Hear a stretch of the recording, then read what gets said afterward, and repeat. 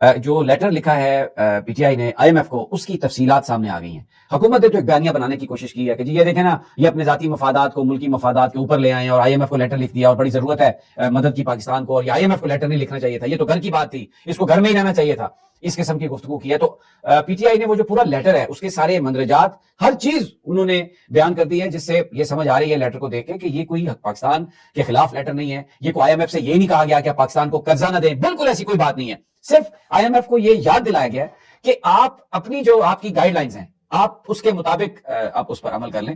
میں وہ پوری تفصیل آپ کو بتاتا ہوں آئی ایم ایف کے لیٹر کے لیے. ذرا جو عمران خان صاحب نے لیٹر لکھا، رؤف حسن صاحب نے وہ لیٹر لکھا آن بہاف آف عمران خان، وہ آپ اپنی اسکرین پر دیکھ سکتے ہیں، اس کے مندرجات آپ دیکھ سکتے ہیں. اس میں کیا کہا انہوں نے؟ آئی ایم ایف سے یہ نہیں کہا کہ آپ پاکستان کو امداد نہ دیں.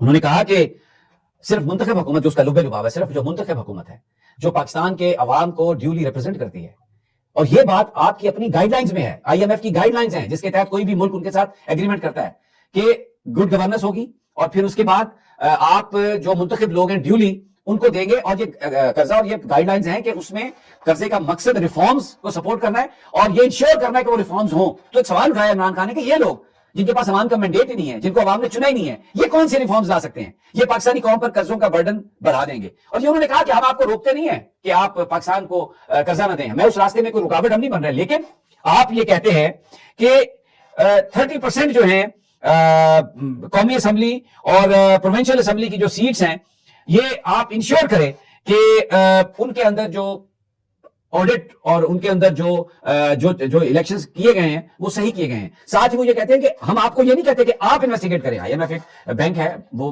ورلڈ مطلب دنیا کا، وہ کیوں پاکستان کے اندر اس کے انٹرنل معاملات میں انویسٹیگیشن کرے؟ اس کا کوئی حق نہیں. عمران خان صاحب نے یہ بات کہی ہے کہ ہم آپ کو انویسٹیگیٹ کرنے کے لیے نہیں کہتے، لیکن انہوں نے دو تنظیموں کا ذکر کیا کہ ایک تو فیفن جو ہے free and fair election network, اور دوسرا پتن کولیشن 38 جو پاکستان کی تنظیمیں ہیں، یہ اس کو انشور کریں کہ جو قومی اسمبلی اور صوبائی اسمبلی کی جو 30% سیٹس پر جو الیکشنز ہیں وہ صحیح ہوئے ہیں. اگر جو حکومت بن رہی ہے جو لوگوں کی مینڈیٹڈ حکومت ہے تو دیٹ از فائن، وہ دیں آپ. تو یہ حکومت گالیاں بنا رہی ہے کہ جو آئی ایم ایف کو روک رہے ہیں. آئی ایم ایف کو بالکل نہیں روکا عمران خان نے.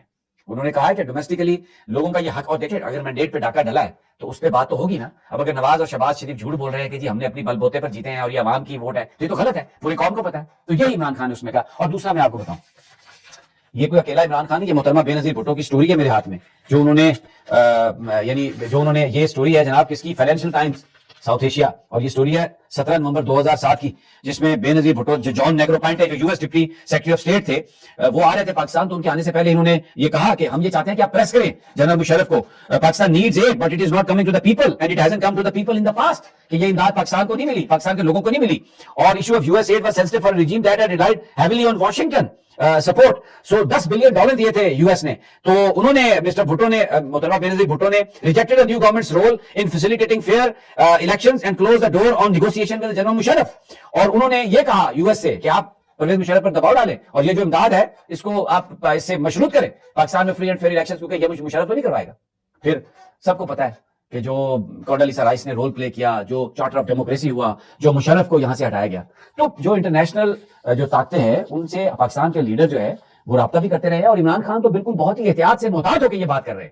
تو یہ اچھا کیا کہ انہوں نے سارے اس کے جو مندرجات ہیں وہ سامنے. اور اب ایسے قومی اسمبلی کا اجلاس کل بلا لیا گیا ہے، غیر قانونی، اسپیکر صاحب بلا رہے ہیں اور صدر صاحب کو نہیں بلایا گیا. آپ دیکھیں نا، 13 مہینے یہ حکومت رہی نگران پنجاب میں اور کے پی میں، اور بالکل کوئی اس میں آئین میں اس کی کوئی گنجائش نہیں ہے. غیر قانونی، یہ نگران بھی 6 مہینے ہو گئے غیر قانونی، سارے کام غیر قانونی. لیکن اب کہتے ہیں جی 29 سے، اور chief election commissioner reserve seats پر بیٹھ گئے، دے ہی نہیں رہے. اور آج انہوں نے سنی اتحاد کونسل کا لیٹر بھی غلط پڑھا، ٹوٹل غلط. وہ قانون کے تحت اطلاع دینی ہوتی ہے سیٹس کی، تو وہ انہوں نے دی اطلاع کی تھی ہم نے تو الیکشن لڑا ہی نہیں، تو اس لیے ہمارے پاس 5% خواتین کی نشستیں، وہ ہم کیونکہ ہم نے الیکشن نہیں لڑا. لیکن وہ اس کو غلط پڑھ رہے تھے کہ انہوں نے درخواست نہیں دی اسپیشل سیٹس کے لیے. اس قدر جھوٹ، اس قدر مکر و فریب، شرم آتی ہے، گرن آتی ہے میں آپ کو بتاؤں دیکھ کے، جو پاکستان کے نیشنل میڈیا پر لوگوں کو بیوقوف بنانے کے لیے کیا جا رہا ہے. اجازت دیجیے اگلی ویڈیو تک، اللہ حافظ.